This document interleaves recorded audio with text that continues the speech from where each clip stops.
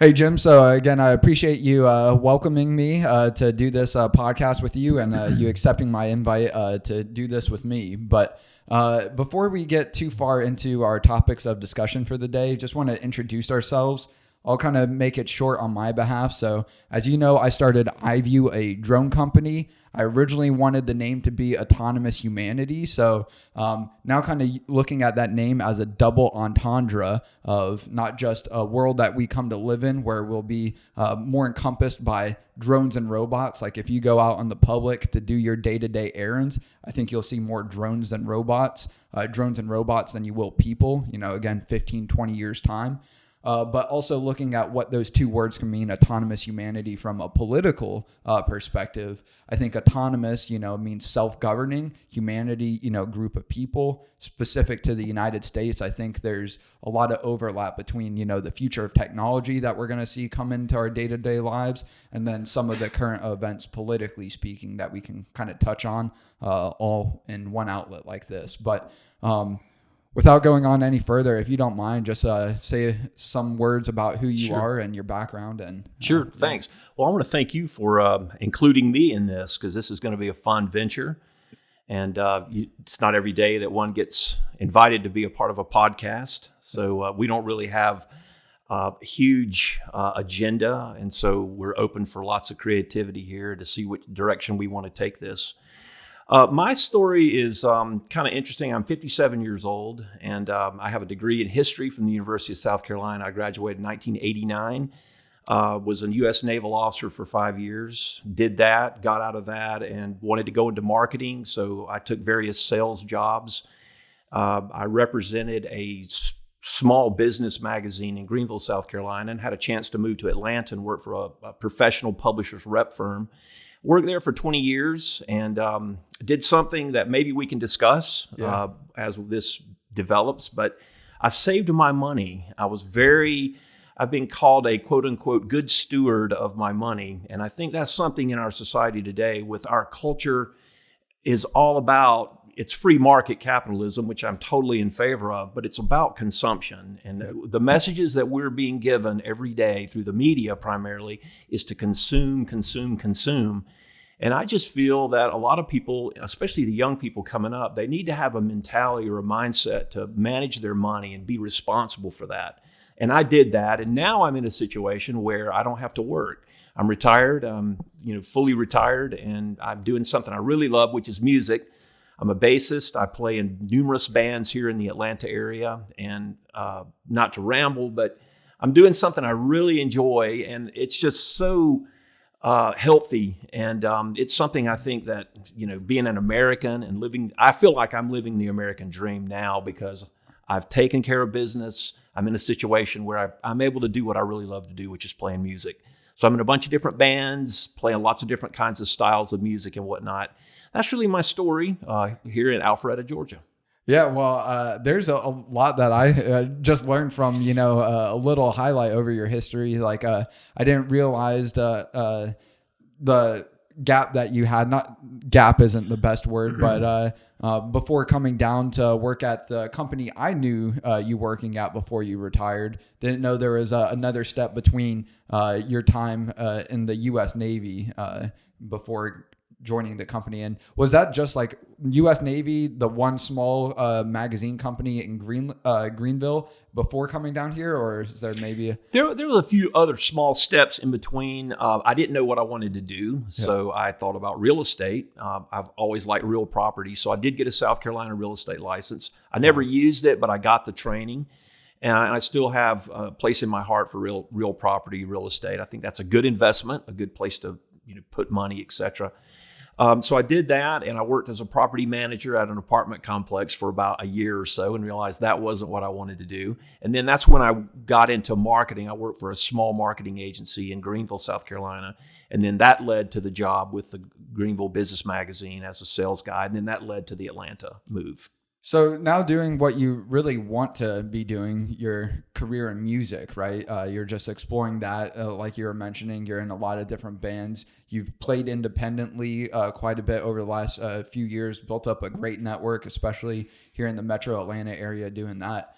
When did that really start coming into your mind as something that not you just wanted to do, but something that, hey, I can actually do this and I'm going to do this? There was absolutely a time of doubt. And luckily for me, this is another thing I think that's really important. And that is, and I've heard this talked about in other environments, finding a mentor, finding someone who, or a group of people that you trust that will lead you in the right direction. And I'm fortunate, I've studied with one of Atlanta's top jazz musicians, a guy named Kevin Bales. He's been he's really a musical coach for me, and for almost 20 years now, 15 years, let's say. And he encouraged me to just take chances, step out, get out there, and that's what I did. And it was probably 5 years ago, or 4 to 5 years ago, when things started really happening. I started, playing a lot more, and not being intimidated to play with the best players in town, that kind of stuff. Having a mentor is so important, I feel. For my personality, having somebody that I can use as a stopgap, or someone I can bounce ideas against. A sounding board, that's the word.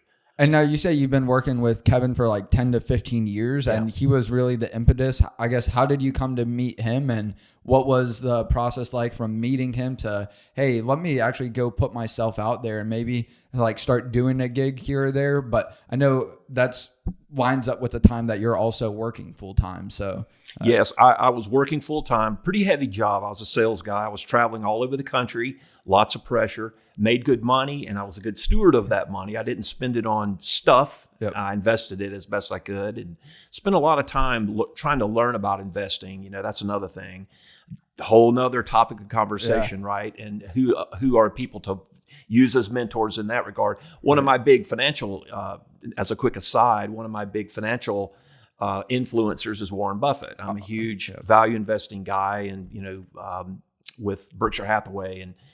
But for your question, it was probably 4 years ago when Kevin started talking to me and saying, go ahead and step out and reach out for these things, and I just started doing it. At some point you got to just say, okay, I've trained, I've spent the time. It's now I've got to step out.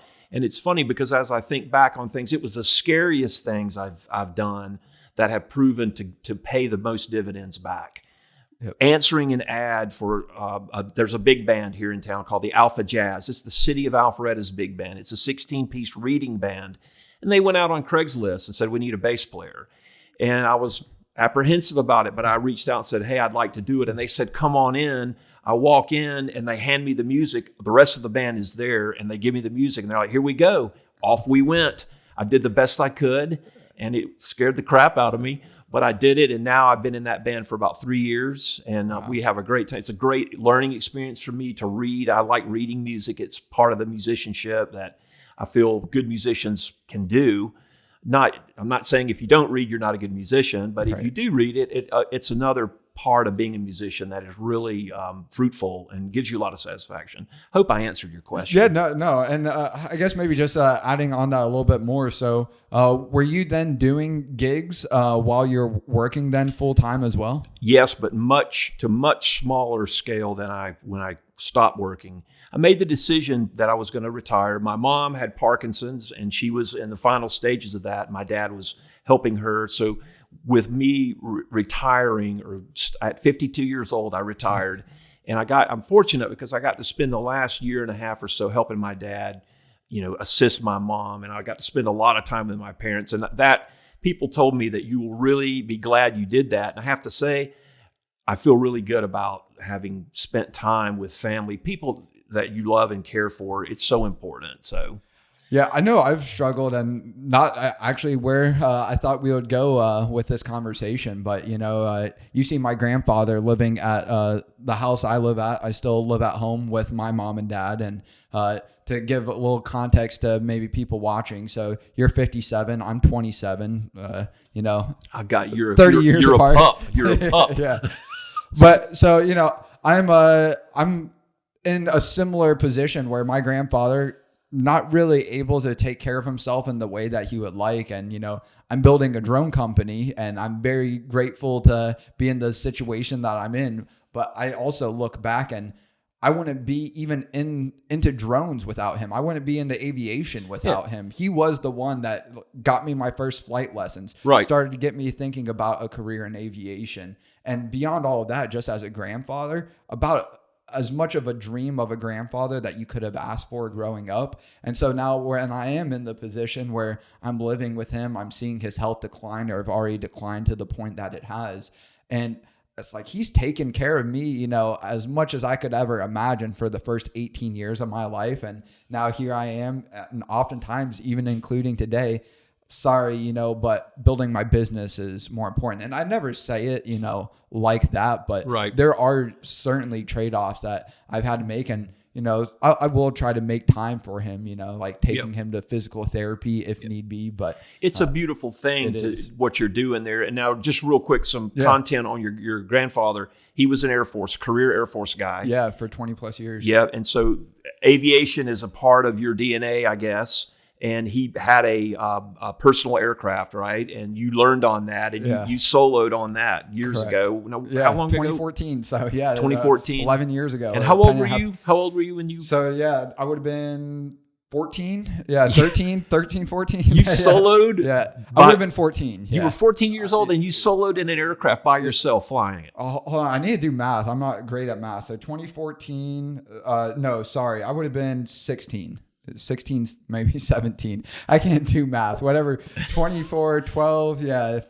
14. You were 14 years old. Wow, that's great. That's great. Well, I bring that up just to say, like, tying in with Drones iVue and your drone, your aviation, your drone, your technology company. It's in your DNA, and it goes. This is the very beginning, right? Is the Piper Cub or the small aircraft, and your granddad growing up around that. And typically I'm a little apprehensive to even bring that up, because really, much like you, my grandfather, and not to the degree that you've had success in your career, but my grandfather similarly has been a penny pincher, and maybe almost to a detriment, you know, for allowing him to live the life that he wants to live versus the number in his bank account that he wants to see. But it's also allowed him to have this sort of freedom where he's making more now in his retirement than he ever has in his career. Working in the grind. Yeah. And so he worked in the Air Force for 20 years, never went the officer route, although sometimes he's talked to me about maybe he should have or could have. But as I'm sure you encountered even with your time in the armed forces, I mean, there's some real sacrifices, especially, you know, in a position like he was in, had a young family up and coming at the time that he had to take care of. He was deployed overseas for, I think, even at one point, 2 years without having his family with him. And I could not imagine, you know, what that is like. But to your point, you know, he has, once he retired from the Air Force, had to figure out something that he was going to do with his life. And like many people coming out of the service where that's the only world they know, doesn't really know what the civilian, you know, world is going to look like for him. But it's kind of funny now where I am definitely, like you, more the sales and marketing person behind iVue. But sometimes I also do have to get on the production line, and I'm helping either 3D print the parts for our drones, building them, ordering the parts for them, and then talking with my grandfather about his career. He did very similar work, but for manned airplanes back during the Vietnam War. He was the camera mechanic. And so now anytime I'm installing or helping our team install a camera on one of our drones going out to a customer, it's like, this is really just what my grandfather would have been doing, you know, fast forward 40 years or whatever the timeline difference is. And if you ask him for his advice or feedback, I'm sure when you're dealing with some of this stuff, I would think. So I hope you do, because I'm sure he really appreciates your interest in that. I definitely talk and getting his perspective. I definitely get his perspective and talk to him a lot about it. And it is interesting to hear, like, where we are working towards, you know, a mass producible drone product. We're not quite there yet. So, I mean, any sort of like camera system that we're equipping on our drone or different payload, it's a customized, you know, build essentially. Right. And he was talking about back in the Air Force, all of their camera systems for their airplanes were custom. Like, even though it was like the same part, that one part wouldn't work on that other camera system. And it was all analog. And so hearing about some of those nuances and some of like the patents that he got, and, you know, if you talk to him, and you've talked to him, but, you know, the ethereal, you talk to him, and he's not an educated man by, you know, like the typical way that people think about educated. He dropped out flunked out. I don't know the specifics of school, either 8th or 9th grade. So like really never even made it to high school. Wow. I did not know that. Yeah. And, then, you know, he was told in the Air Force that he would never pass the electronics exam to be able to work on the systems that he was. Then again, ended up getting a patent for the best way to like repair a system. And I think even one way to like record a video on some of those camera systems that they were using. Again, I should maybe know more of the details there, but what I was really getting at with his career after the Air Force, he went then to go work at a local community college outside of the Air Force base in Blytheville, Arkansas, in the middle of nowhere, Arkansas, about an hour west of Memphis. So just across the Arkansas border, just south of the Missouri border. And he worked there for another 20 years. And so he basically got 2 pension plans, you know, one from the state, one from the federal government. And, you know, on one hand, some of what I would like to talk about, maybe not this episode, is some of the negatives of some of these social programs. And I'm not saying like we shouldn't have VA benefits, you know, or anything like that. But I think to your point that you made earlier, there is almost a lack of self-responsibility where so many people get towards the end of their life just with the expectation that the government is going to take care of them and make sure that they have an easy retirement.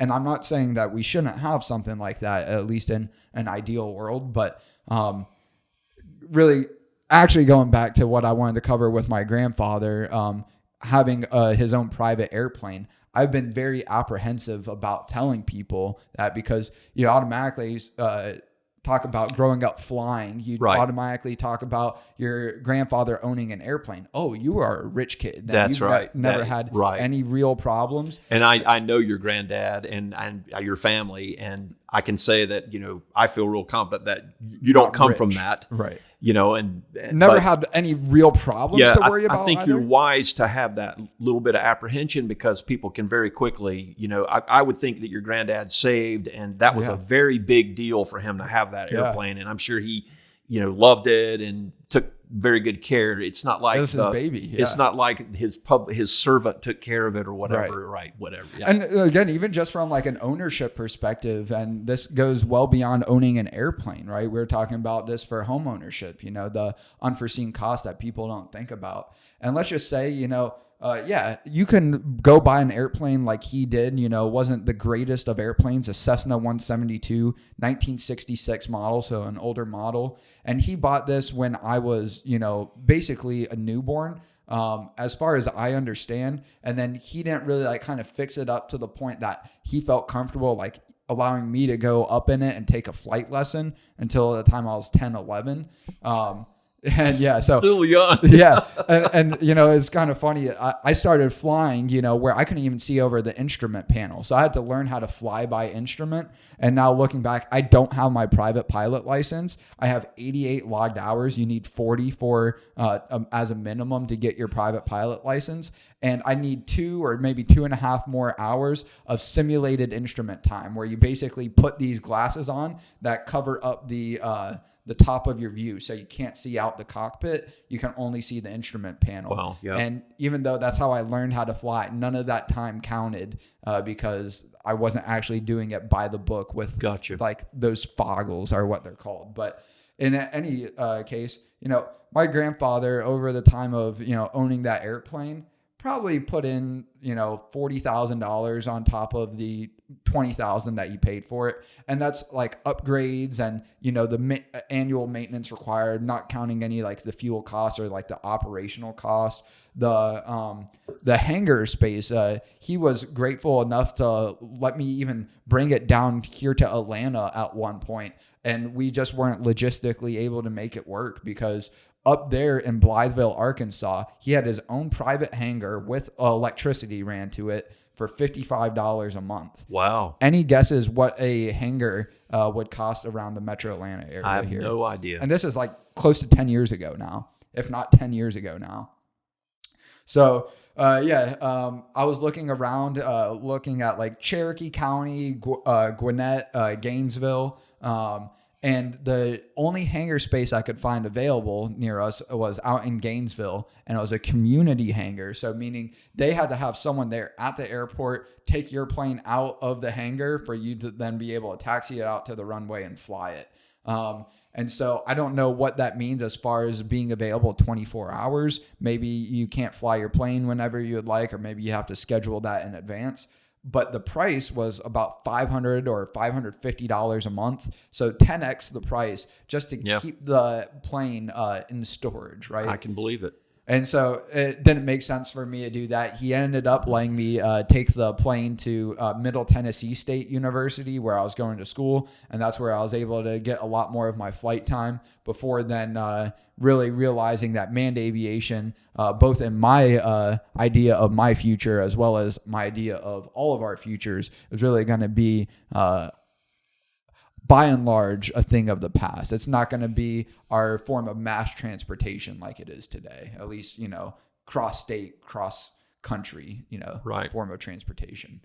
And so, all of that's to say that, I typically don't like, bringing up my background in aviation, at least like with my grandfather owning a plane, because it does. And I've seen this with like YouTubers, people on YouTube that I watch, and they've built a great business for themselves in the public eye. And you can very clearly see they started out from a vastly different place than where they were by the time that they built up to their business to some degree that almost everyone would consider successful, right? And but they had rich parents, or hey, they were a rich kid, or they had a big head start, right? Which may or may not be the case, and in your case, it definitely was not. And no, I do think I have a huge head start, especially compared to the world. That's a good point. Absolutely. And I like to say, as much as I don't like to talk about my grandfather owning the airplane, because then it says, he came up from like a multimillionaire family or, whatever. Like I don't want to get too much into my dad's finances, but like we were just talking about within the last 2-3 years, our home is paid off for, right? And my dad's been working a good salary, a good tech job. And so, I mean, it's never something that like I had to worry about like food getting on the table or clean drinking water. Like the real problems billions of people around the world actually have to face, never had to deal with any of that. And that maybe can segue us into some of my thoughts about our new president that just took office for us, 11 days ago. 11 days ago. And I have heard so many times about, life was easy for him. He had $1 million, small loan from his father. And to me, I grew up from as early as I can remember, as early as my mom especially, but my parents could remember, a big fan of Theodore Roosevelt. Like I idolized him more than any other figure in my life growing up. And when I was going through college, I picked up a biography of Theodore Roosevelt. And this one covered more on his early upbringing. It's called Mornings on Horseback. And talked a lot about Theodore Roosevelt's parents, but more importantly, there was a part, and I think this was a quote from Theodore Roosevelt himself included in this book, where he grew up with a family. People knew of like his father. He had influence.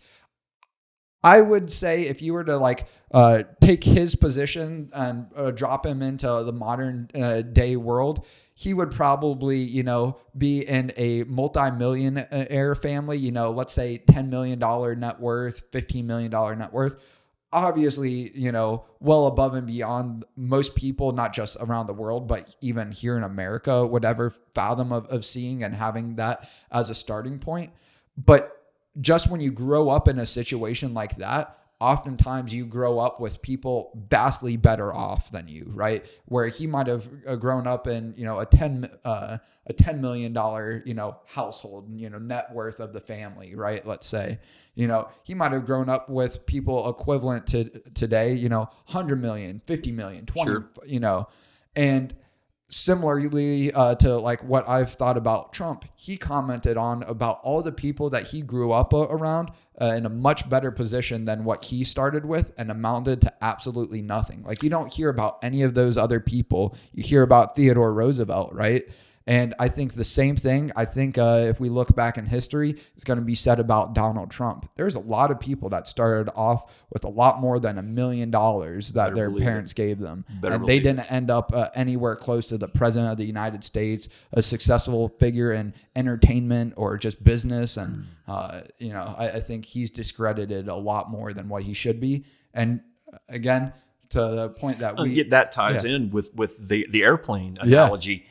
What people think, like right. Granddad had an aircraft and you learned to fly as a child. You're greatly advantaged, and you are when we look Absolutely. At the whole world as a whole, like what you talk about with people that don't have clean water and walking over and flicking a light switch. We take so much for granted in this country. We're so fortunate, so lucky.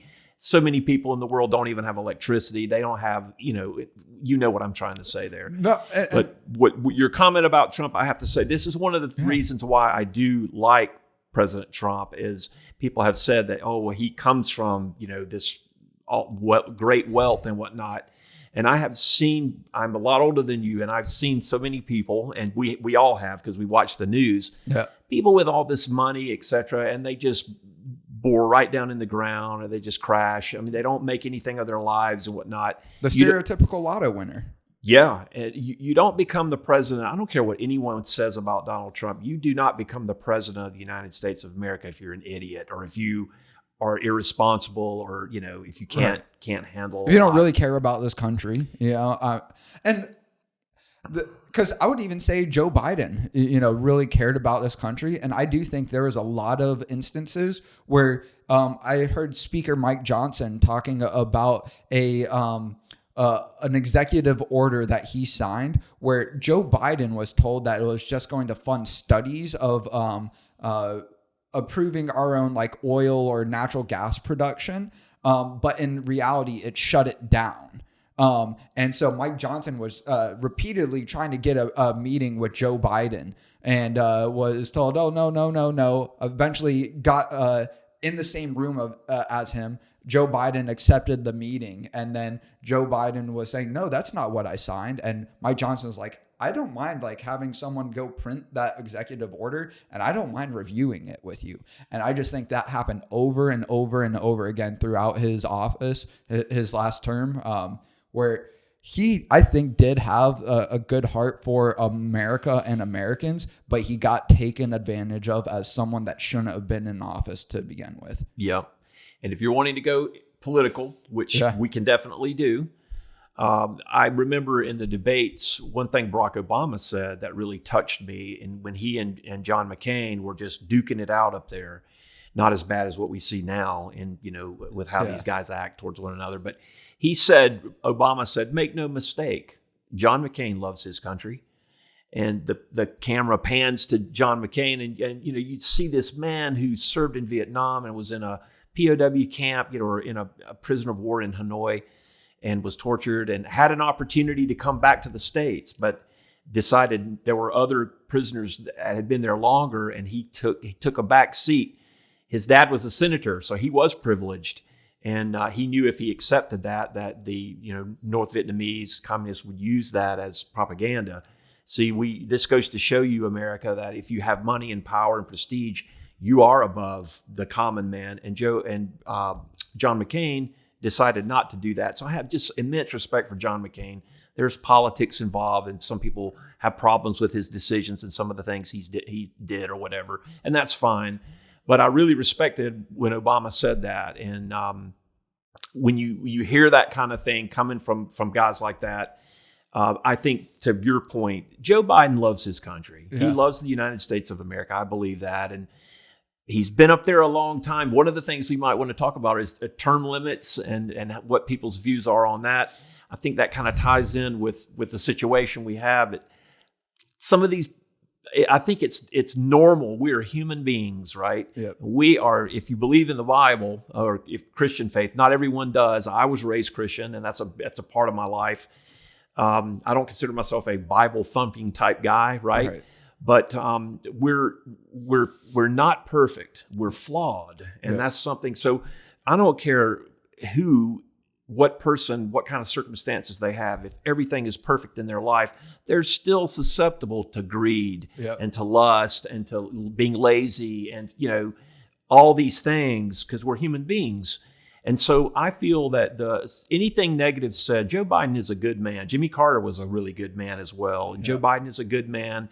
But I think that he has fallen prey to some of these foibles, I guess you call it. He wasn't strong enough. Yeah, I mean, as he got up in D.C. and learned the system, and what happens with a bureaucratic situation, you get in there and fight for your position and fight for your budget, and you get your budget, and then you protect that budget. Right. And you might keep some information from someone, which is the right thing to do would be to be honest and share that information. You might withhold that information because it'll adversely affect your budget. And what's most important to you as a bureaucrat, as someone who's running that budget in your department, is to protect your people that you fought so hard before. Right. So that's kind of my idea of the deep state. I don't see it as this evil empire trying to kill America. I just see it as part of the human condition. We are flawed, right? And to be human, you have to accept that. Yeah, I think that there is, by and large, to what you're saying is correct, that there's not like this grand cabal of people like all of Washington out there. It's like Washington versus the American people. But I do think, especially you've watched some of these congressional hearings, or at least we talked a little bit. You've caught some of Kash Patel's. I've watched Robert Kennedy Jr.'s hearings. I've watched Pete Hegseth's hearing, started Kash Patel's, watched most of Tulsi Gabbard's.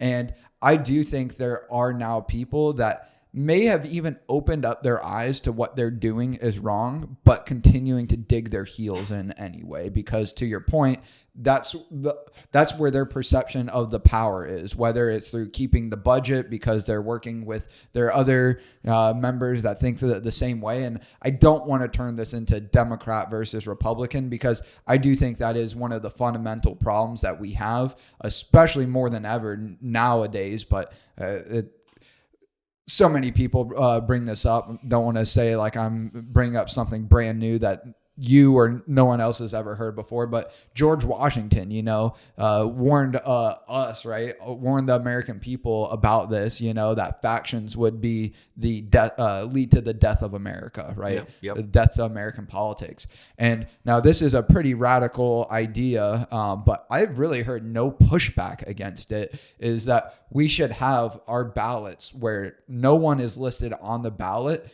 and everyone still has their otherwise protected right to vote. All we're asking you to do is write in the candidate for who you want to take office. So you're in favor of a total write-in ballot situation? Yeah. No team politics. It's just, who do you think is the best person to take that position in office? I think that's, and we will disagree on things. Yeah, and, absolutely. And I view that there's a lot more to that, I feel, than is on the surface. There's a lot more. It's like the iceberg. You see the tip sticking up, but there's a ton underneath the water that you can't see. And there is a reason, I don't know what it is, but I think there's a reason why we don't have that situation. I think my reason that I've heard and quite agree with, and I think there's never just like one, reason, just like there's never like one problem. It's all compounding. But I think by and large, the establishment parties that we have, the Republican and Democratic Party, no representatives from either one of those parties want to stick up for this idea as much as it would benefit America, because that means instead of whether it's them or someone else on their team within their party is then running another race, it goes from really a 50-50 shot at winning to 1 in 3, 1 in 5, 1 in 20, 1 in 100, 1 in 110 million, depending on the office. And I think that's really the holdup is, well, now we're almost 50-50, going to keep or retain or regain power versus, hey, now this position of power is open to literally anyone that meets the right requirements. Yeah, and are you taking into consideration, the primary process? I don't think we should have primaries. See, and that would be, it would be an attack on the political systems that we have if we went to the way. And I'm not qualified I'm going to say some things that someone that knows what they're talking about is going to say this guy isn't clear. And this is an area that I don't Come have. talk to us, right? Come and educate us. Yeah, absolutely. Because I'm sure there are other people that would agree with your stand on that believe that would be a good thing. So, yeah. And I think to that end, a lot of, what could make this country better is literally just people like us that care, having conversations. And then, of course, exercising our right, even though I heard Kash Patel talking about it as a privilege to serve this country, if you are an American citizen and you don't have any other disqualifying factors, so I guess, a privilege in that sense. But what a great privilege it is that we do live in a country, as flawed as it may be, that if you don't like the ideals of whoever is running for the office that you're going to be voting for, run against them. That's right. If you don't like policy, run for Congress and then get in there and go through the process to make the change. So, or do outreach. I know that's something that I've done here recently with our local congressman, Rich McCormick. Just because I know he's been a big outspoken advocate for the NDAA, which is a big initiative to get more components, especially for drones and other, high-tech consumer technology or what could be used within the military made over here in the United States versus China. Doesn't necessarily have to all be made in the United States, but he's a big advocate for basically weaning off of China, getting our reliance off of China, because something I like talking about that I don't think a lot of people are as aware of. Even if you want to say, you know what, I'm okay with the child slave labor conditions that they have, making our products so we can get them, a third, a fifth, a tenth of the price of what we can make it here.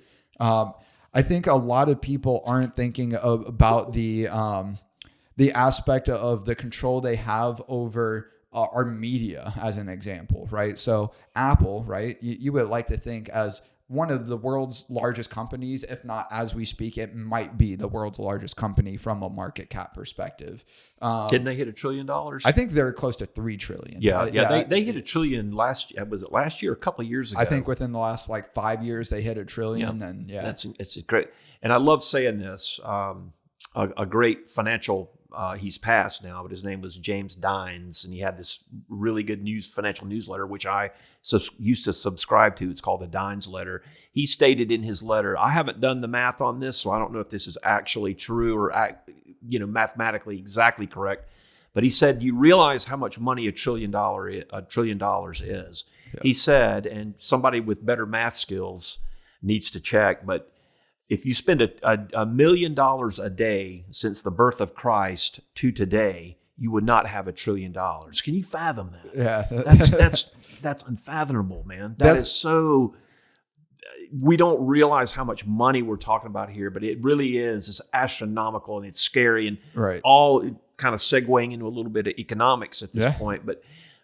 I've read and seen numerous interviews with economists and very educated people, and they say when you have debt as great as what we have now, they don't know how it's going to end, but they know this: it won't end well. Right. And that should be something that should worry and bother, I feel, all Americans. Yeah, so I think there's the debt perspective, right? Americans who can vote. Yeah, and there is something to be said, I owe you $1. That's my problem. I owe you $1 million. And, our case, that's your problem. Right. And That's, there's some truth to that with China as well. Like, and I don't know the exact breakdown of our debt. I know, or at least I've heard a lot of it is within our own agencies, our own companies that we owe the debt to. But I would say maybe let's call 10 trillion of our $36 trillion plus debt, I would say has to be to China, And again, I'm going out on a limb there. I don't know that for sure. I don't know that number either. Outside of the debt, though, I think one of the biggest problems is the media censorship, right? So I know it was a big problem with Disney and like Marvel, a lot of their properties where they were getting funding from either the CCP or companies from China. And of course, that's a huge audience over there in China, right? 1 billion plus new people that put seats in theaters that can, and maybe let's just call it 300 million because their economy is not as large as ours, but they have developed their economy to where they do have a lot of people that want to go seek out new forms of entertainment, right?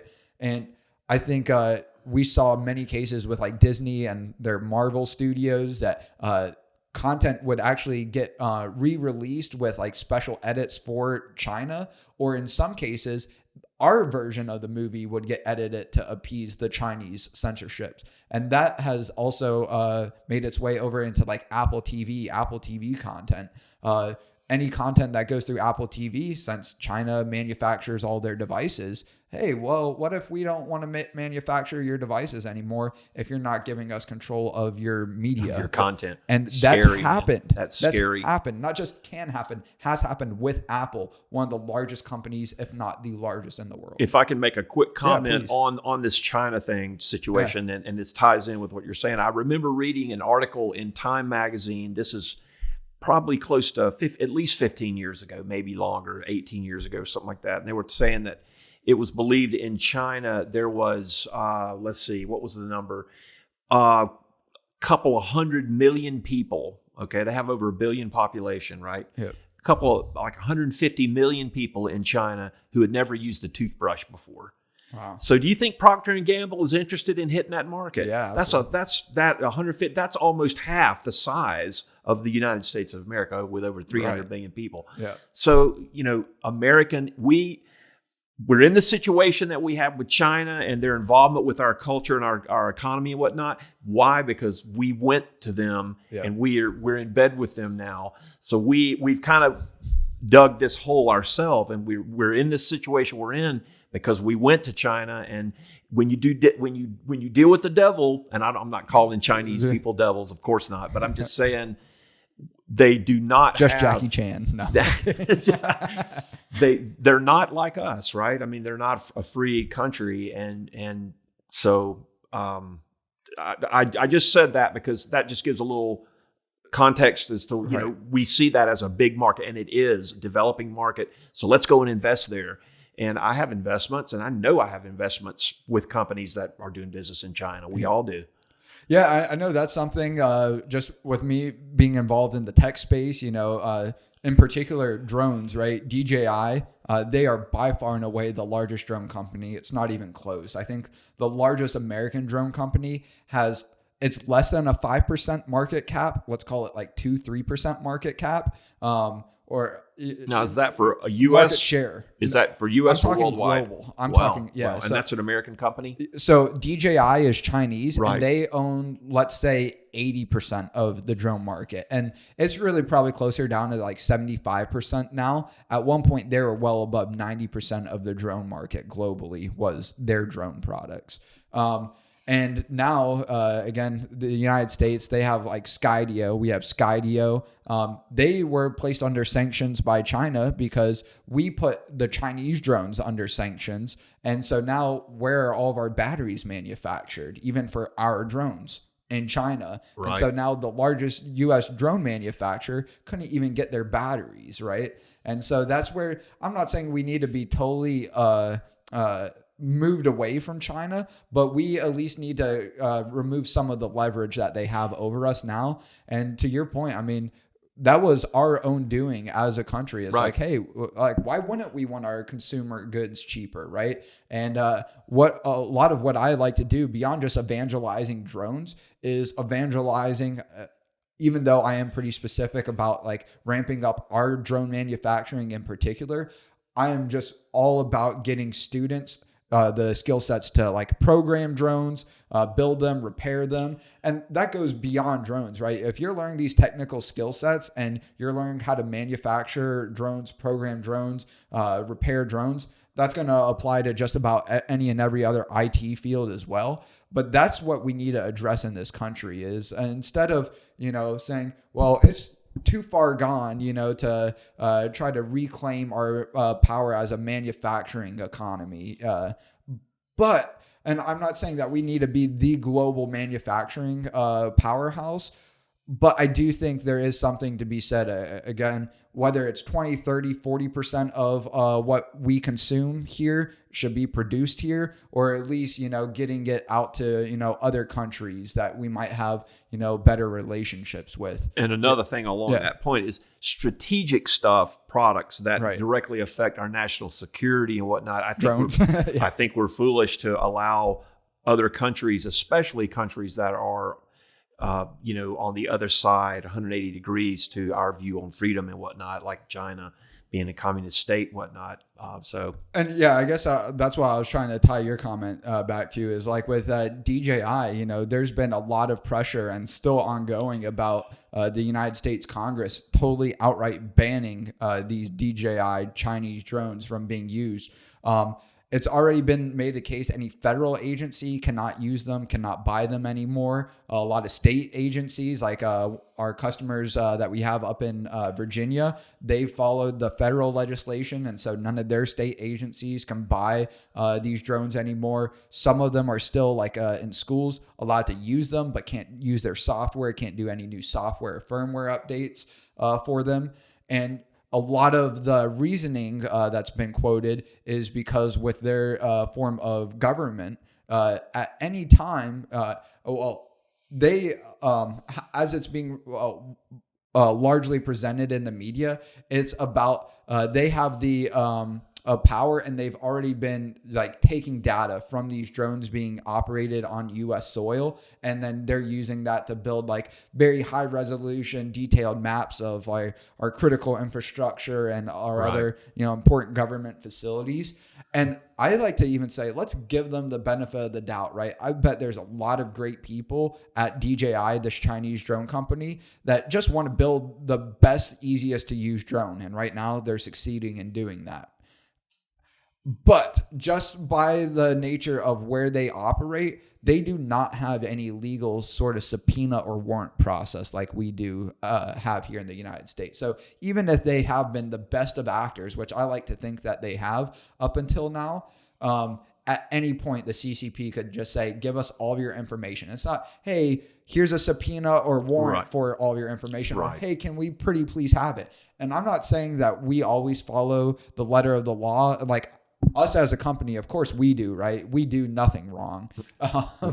But, large companies all the time getting fined either by the EU or by, the FCC, our own regulating agencies for not following the letter of the law. And it happens the other way around. Like we've heard Mark Zuckerberg come out and talk about the pressures that he was receiving from censoring information, and a lot of it was being called disinformation or misinformation. And then they fought against that, saying, well, no, this is all factually true. And then I guess I don't know about Facebook in particular, but I do know like this past administration, some social media platforms actually gave them back doors, like basically admin portals to the social media platforms, so they themselves could actually censor information and remove information. Scary. Yeah. Well, before we go in that direction, I think it would be good at this level. Can you talk about your company and give us more, because that's a huge part of your life now. I mean, that's your baby, right? Yeah. You started this company 3 or 4 years ago as a startup, and you have manufactured from nothing. You now have manufactured 30 to 40 drones and have sold them to other. Is it all U.S. sales or have all U.S. sales? All right U.S. now. sales. Yeah. So, can you just talk a little bit about where you see the history of what you've done with this company and fill everybody in? So a little more than 3-4 years ago, on one hand, like to say, I've kept with it for a lot longer than I think most people will keep with anything in their lives. But on the other hand, it's actually been going on 8 years. So I dropped out of Middle Tennessee State University, studying unmanned aircraft systems in May of 2017, and formally started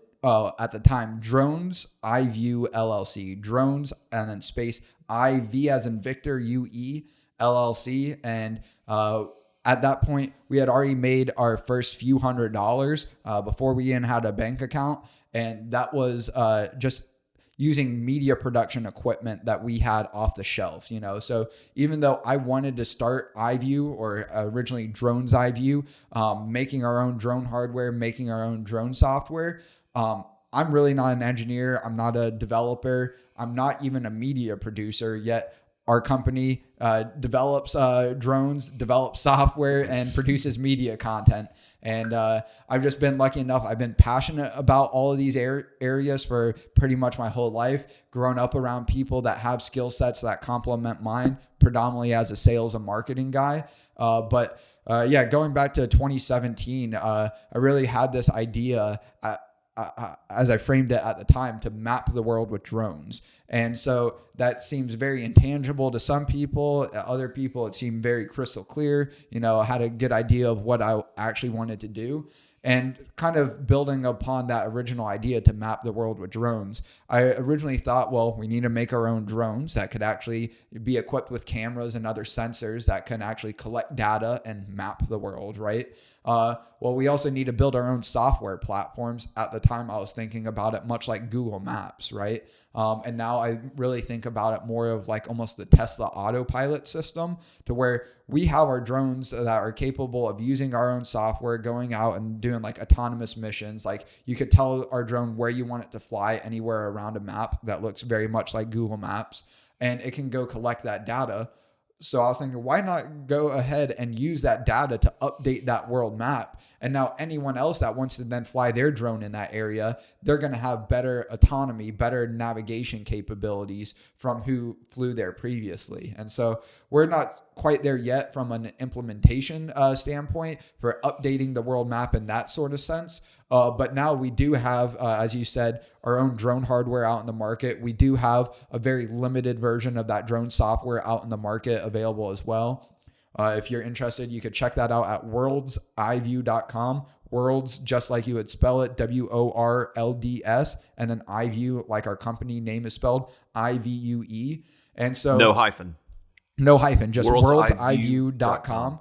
And again, you'll be greeted with a platform that looks very much like Google Maps. But right now, we really just have it focused on controlling our drones, allowing you to, again, set like waypoints around the map where you want to fly it. But we're really treating this more of an operating system for those that aren't as technical. If you're familiar with like your computer, it might be running a Windows or Mac OS operating system. For your phone, it might be running like an Android or iOS operating system. So this is like basically the fundamental software that all the other applications that allow your phone to do really anything, let alone beyond just making phone calls and sending text messages.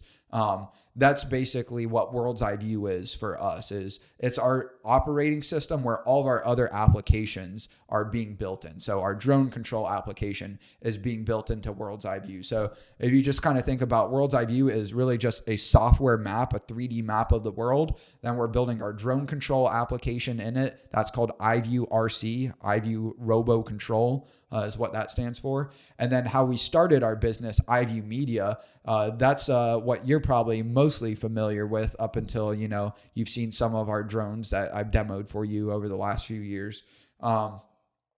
Think about like the Uber type of business model, right, where you connect drivers to riders.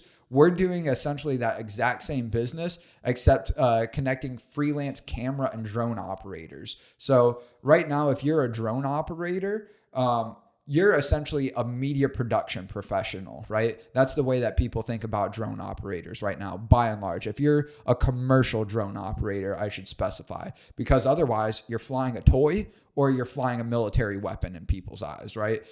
People think about drones as flying toys, flying weapons, or flying cameras right about now. And what we're working towards is more so a flying computer where, yeah, you'll be able to take photos and videos with it, kind of like a smartphone, right? No one carries around a point and shoot camera anymore because your smartphone has just as good, if not even better of a camera than what we used to have in point and shoot cameras. But it's one device that can take photos and videos, allow you to consume more information from the internet, allow you to communicate with others across the world, via phone calls and text messages, allows you to light up the area around you using the flashlight application or navigate using the compass application, right? It really becomes this multi-purpose tool that has really become essential to our day-to-day lives, right?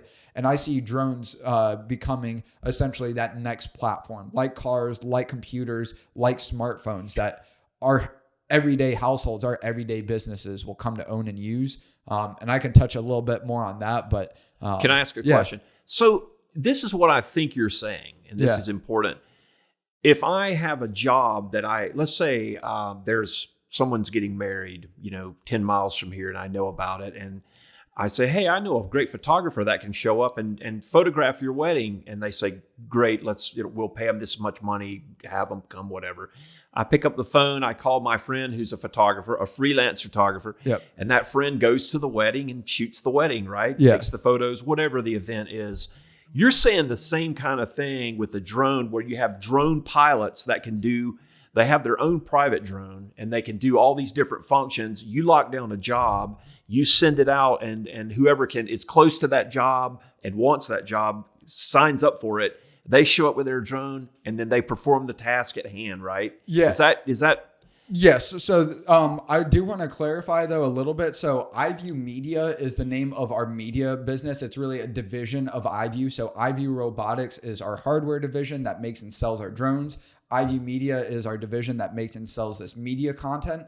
And to the point that you're talking about it doesn't even necessarily have to be a drone operator. A lot of the media jobs that we do don't even use a drone, right? Because it is a photography job. Yeah, or a video job. Right. And a drone is just a tool within that photographer or videographer's tool belt, right? And I like to think about it in the sense of like where we're making and selling our own drones right now. There was no drone program in the state of Georgia at the college level when I was looking to go to college less than a decade ago.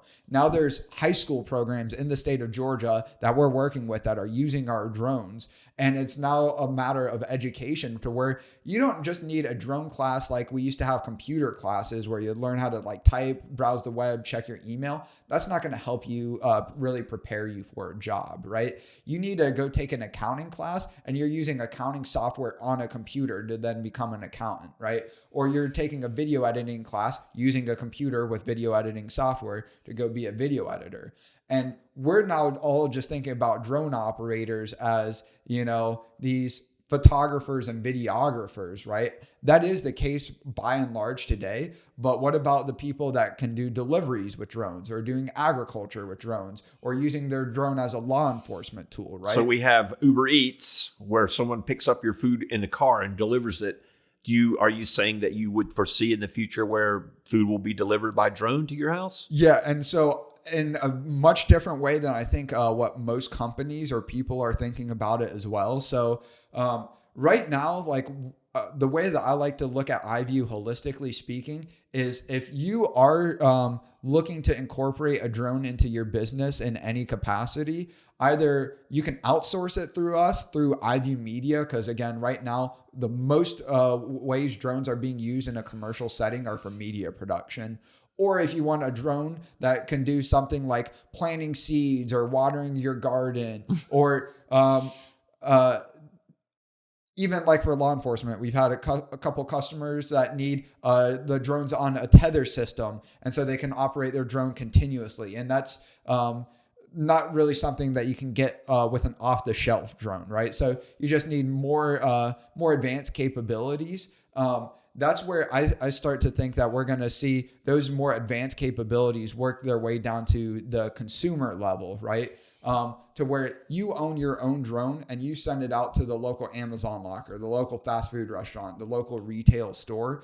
And that drone that you have can take photos and videos for you as a media production professional, let's say. But when you're not out on a media production job, that drone is going to pick up a couple groceries from the local grocery store, or right? pick up your drug prescription from the pharmacy. So kids can go outside like a household computer, right? Where they may want to play video games on it. Now they can go take the drone outside and they're playing laser tag with it. Or like we built out a claw machine game, as well. So that's where we start to see this become more of a personal or everyday type of platform or appliance, and less so just, hey, this is a tool specifically for drone operators, and most people think about those as just photographers and videographers. So would this be in line to think, are you saying that like everyone has a car now? Yes.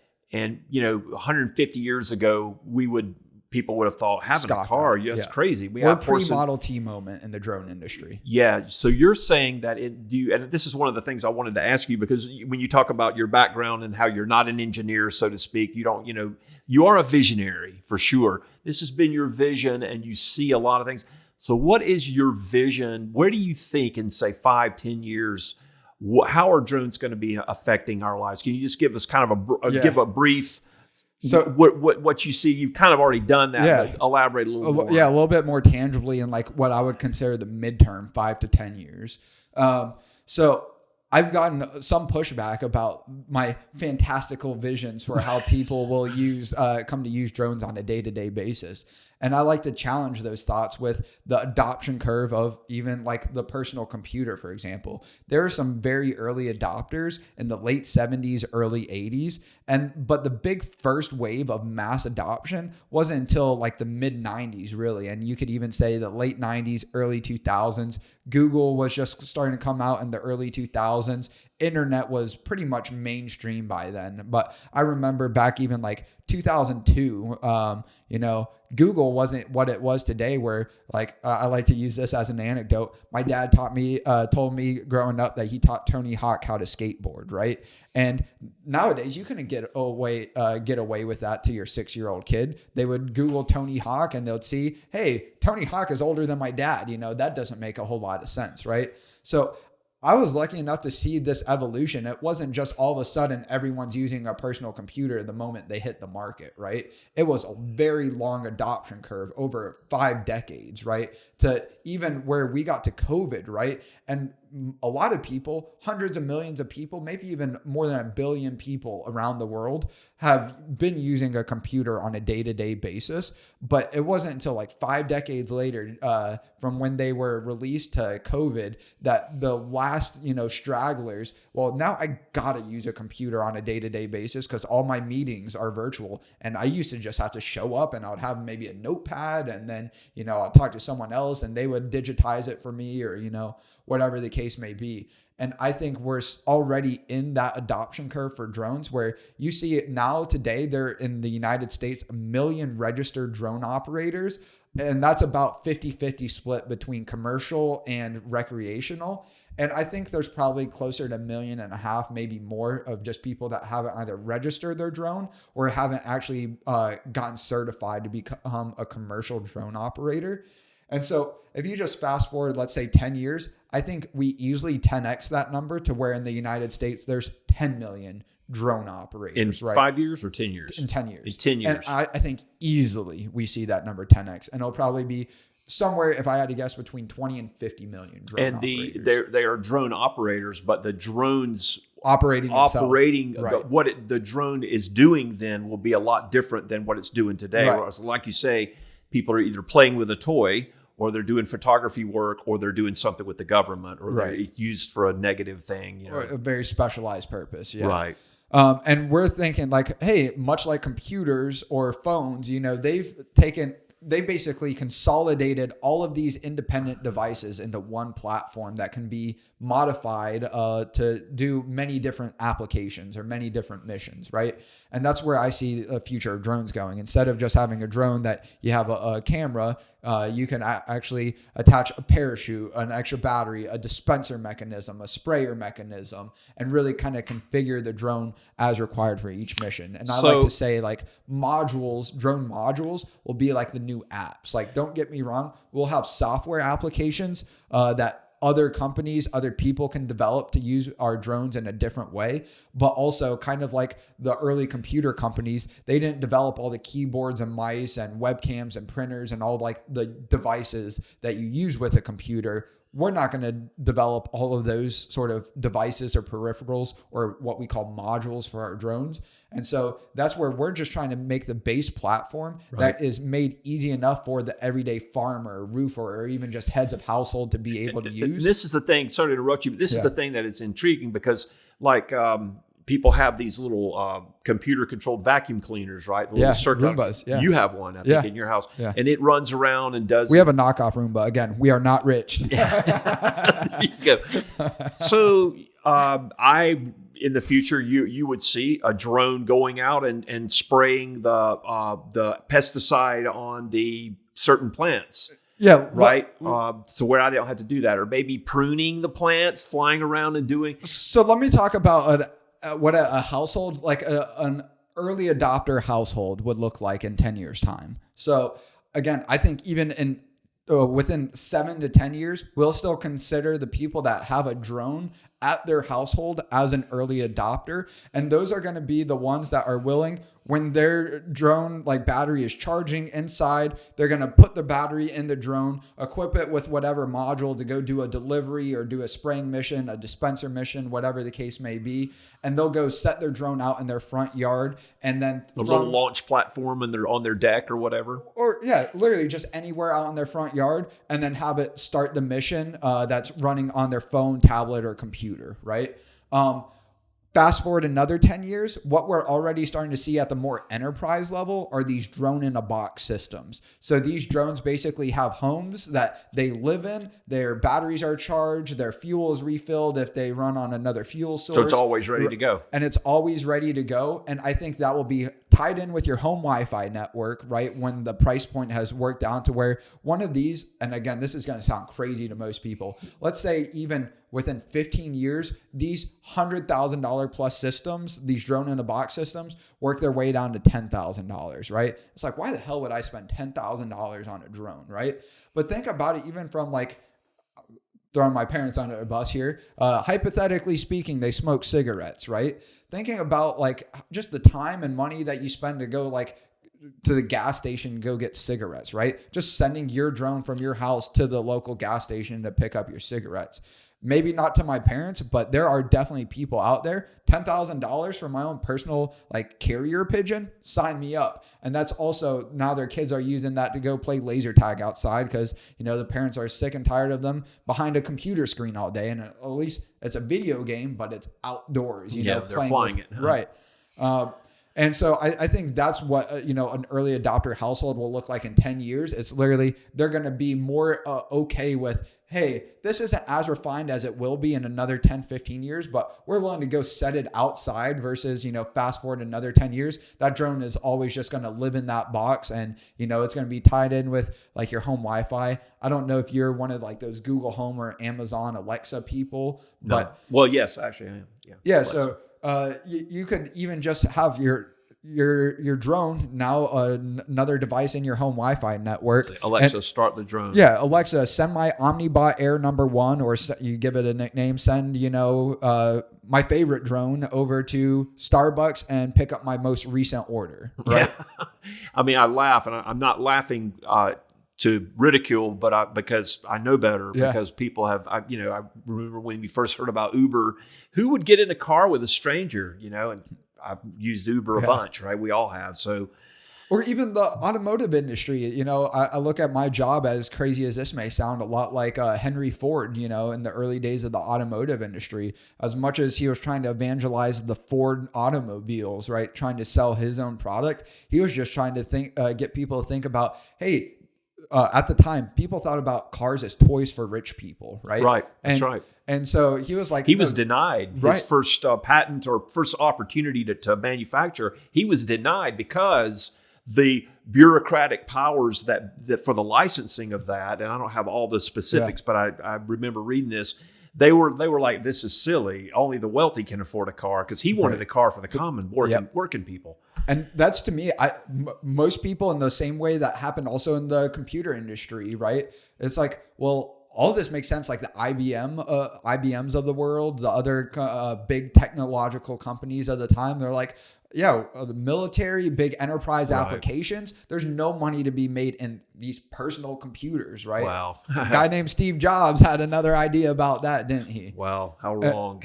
And again, same thing with the automotive industry. It was like, hey, these businesses, they're going to adopt these vehicles. They're going to be able to do these deliveries directly to their customers. But no one was ever thinking about, other than like Henry Ford. And I think it was like Franz Porsche, and I could be getting his name wrong, could be mixing him up with Mercedes-Benz, or it might have been like Franz Benz. But in any case, it was basically Ford here in America and the head of Porsche, and actually within Porsche, within his own company, got a lot of pushback, like car for the everyday person. Like, why would you want to do that? You know? And to me, that's where all the opportunity is that almost nobody is really working towards. And there have been failed attempts here in America working towards more of a consumer drone industry. But again, that's been where these companies are trying to compete head on against China, building the best flying camera drone. And we're not trying to build the best flying camera in the same way like the iPhone, right? It came with a camera installed in it. It's not like, hey, even though they probably had the idea that, hey, no one's going to carry around cameras anymore in another 4, 5, 10 years because this camera will be good enough. The camera wasn't good enough, iPhone number 1, probably iPhone number 2, iPhone number 3. But, the saying is the best camera is the one that you have on you, right? Right. And I think the same will be said, where why would you have a flying camera drone that you spend a couple $1,000s on? It's a paperweight otherwise, when you can have a drone that could also water your garden, fertilize your yard, map out your neighborhood if your dog gets out of the fenced in yard, right? Do your personal deliveries, whether it's to and from a store, or like, hey, Jim, I'm out of a couple eggs, can I just send my drone over to your house and, load me up with a couple eggs, do you see like maybe parents putting a tag of some kind on their kids, or a necklace maybe they wear, something that say on your dog, the dog disappears, you send the drone up and the drone searches a big area to try to pick up a signal where the animal is, or where your kids, stuff like that. Here's something else just real quick and maybe we should move on from this topic with the visionary thing. I have to ask you this, because this I'm sure is on a lot of people's minds, and it's my understanding China has started this. But what about the drone that lands? It's the taxi. You hop in it. It picks you up. Where is that in your viewpoint? When would we see that? I think we'll start seeing it in what I consider meaningful way. Again, also in about a 20-year time frame here in the United States. A lot of that right now in the short term is regulatory. And then a lot of it is actually then producing these aircraft that then meet all the regulatory requirements set by the FAA. But a huge amount of regulation with that, I think. There's already been a couple companies that have either gone under in the United States that got, hundreds of millions or even billions of dollars of venture capital to start pursuing that. Some of them have then merged into like a defense company. I know one prominently just merged into a defense company to explore these passenger drones, is what I call them, for military applications. But the way that I look at it, it's already being done overseas in China. They have a head start where you can go, if you have $400,000 you want to spend on a passenger drone, I think they get about 25, 30 minutes of flight time, which doesn't sound like a lot. But again, if you're flying as the crow flies, you can get across a huge metropolitan area in 25, 30 minutes. Be at work all day, your drone's charging, and then, you're back home and, no traffic to deal with, right? So I do think that is an inevitability. For our company, I do have that on our roadmap. Like right now, we're really focused on drones for like the education space, the researchers, the developers, the engineers, the people that want to help us make drones easier to use and more versatile to people. Then our next step is to actually then go into the consumer, or what I like to refer to as the prosumer space, a drone that's easy enough and valuable enough or versatile enough to be used by both businesses and households. And then over the next 10, 15 years, continue to bring out more consumer-oriented drones, not just aerial drones, but also ground-based drones that you would have inside your home, like a rover type of, not a flying robot, but like, right. I still refer to that as a drone, like a ground-based robot. Yeah, well, just like that a Roomba. vacuum cleaner we were talking about. But a more modular personal assistant robot for inside your home, because then, kind of getting a little into the weeds here, having your Omnibot that's inside your home, being able to communicate with your Omnibot Air, the name of our drone to be outside. So like your drone outside lands with your package, you send your inside robot to go take that package from the outside drone or the outside drone in a box and bring it back inside. And now you're watching your media content, on your phone, your TV, your VR headset, your whatever, and you're never having to get up to even go get food if you don't want to, right? And so the obesity problem in our country will continue for sure. I really do think that we are to some degree heading towards the WALL-E future. I don't know if you've ever heard of the movie WALL-E. No. This great Disney or Pixar animated movie, I think came out in 2008. And it was basically the main character of the movie was this robot named WALL-E. And I forget all of the specifics, but he's basically on what we come out to find out as Earth. And it's just this desolate, seemingly like nuclear wasteland, and you kind of get clues throughout the movie that humanity has moved on. And now they're in like this orbital space station, essentially. And they're all super obese. They're all in like these drone chairs, right? These like hover chairs that are like flying around like this large like spacecraft. They all have screens like built into the chair that's like right in front of their faces. And then they have these like little drones or whatever that bring their like big gulp, Slurpee milkshakes or, protein shakes or whatever. And I don't think we're going to destroy the earth, to the degree, anytime soon, hopefully, knock on wood, that we see in that movie. But I do think from what we were talking about earlier, where we do have a real big problem with America being so focused on consumerism, and we've lost America was built on production, right? Making something out of your life, that you weren't able to do in other places around the world. And that's right. A lot of that was also for escaping religious persecution, but again, we just forgot how crucial it was that we built our industrial base, here and set really the standard of what a strong economy can be around the world. And another thing to say is pursue a vision, have a vision and pursue it. Yeah. And I think, take a break. No, I mean, I think there is something to be said, about that. But, you talked about you didn't know what you wanted to do early on in life. And I think, unfortunately, the sad reality is most people get to the end of their life having never figured out what they really want to do. Yeah, that. I would agree with that. And I mean, maybe that's a good place to kind of wrap up this conversation. I really, again, appreciate you a lot. You joining me to do this, and look forward to more conversations like this moving forward. But I guess in closing, what I would like to just add on to that comment is, again, a lot of the evangelization that I do around drones, it's also trying to give students a better perspective on their career, that they don't have to go down this one predefined path that either they've built up for themselves, their parents have built up for themselves, society has built up for themselves. That, really, in my eyes, if you want to live a meaningful life, you got to, find that purpose. I mean, you got to try a lot of what you don't like doing, and then you'll probably start thinking about what you would rather be doing instead. And I mean, you're probably already familiar with that concept, but I don't think enough people are. They're never, even willing to start something, you know. Step out. Yeah. Reach for it. Step out. It's been said before, go for it, right? Just do it. All these things makes total sense. And you're fortunate in that you have a vision, and it's something that you have much passion for, and you can see it and hear it, and it's make progress towards it. Yeah, and with your mind, it's probably not even considered work. You're not. I mean, I know you work hard, and you have to work hard, but still, it's not like there's some legal paperwork that I don't enjoy doing. But it's at work is work, but you're fortunate to have a passion. So, and I think you know that. So, you and Brian both.